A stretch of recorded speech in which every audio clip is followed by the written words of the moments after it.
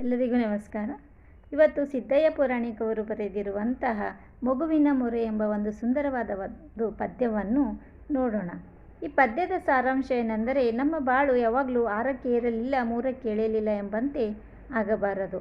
ಹುಟ್ಟಿದ ಮೇಲೆ ಏನಾದರೂ ಒಂದು ಸಾಧನೆಯನ್ನು ಮಾಡಬೇಕು, ಆದರೆ ಆ ಬದುಕಿಗೊಂದು ಅರ್ಥ ಇರುತ್ತದೆ ಎಂದು ಈ ಪದ್ಯವ ಸಾರುತ್ತದೆ. ಪದ್ಯವನ್ನು ಶುರು ಮಾಡೋಣ.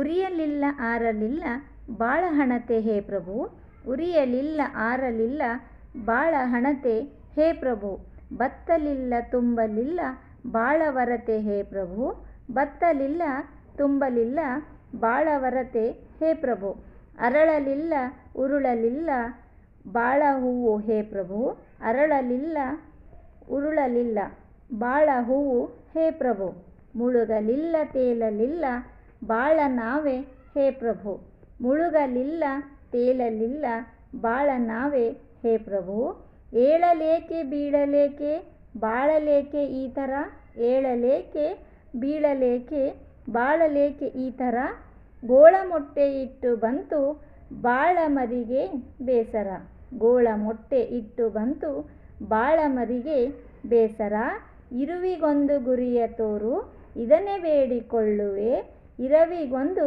ಗುರಿಯ ತೋರು ಇದನ್ನೇ ಬೇಡಿಕೊಳ್ಳುವೆ, ಬದುಕಿಗೊಂದು ಅರ್ಥ ತೋರು ಅದನ್ನೇ ಹಾಡಿಕೊಳ್ಳುವೆ, ಬದುಕಿಗೊಂದು ಅರ್ಥ ತೋರು ಅದನ್ನೇ ಹಾಡಿಕೊಳ್ಳುವೆ, ಉರಿಯಲಿಲ್ಲ ಆರಲಿಲ್ಲ ಬಾಳ ಹಣತೆ ಹೇ ಪ್ರಭು.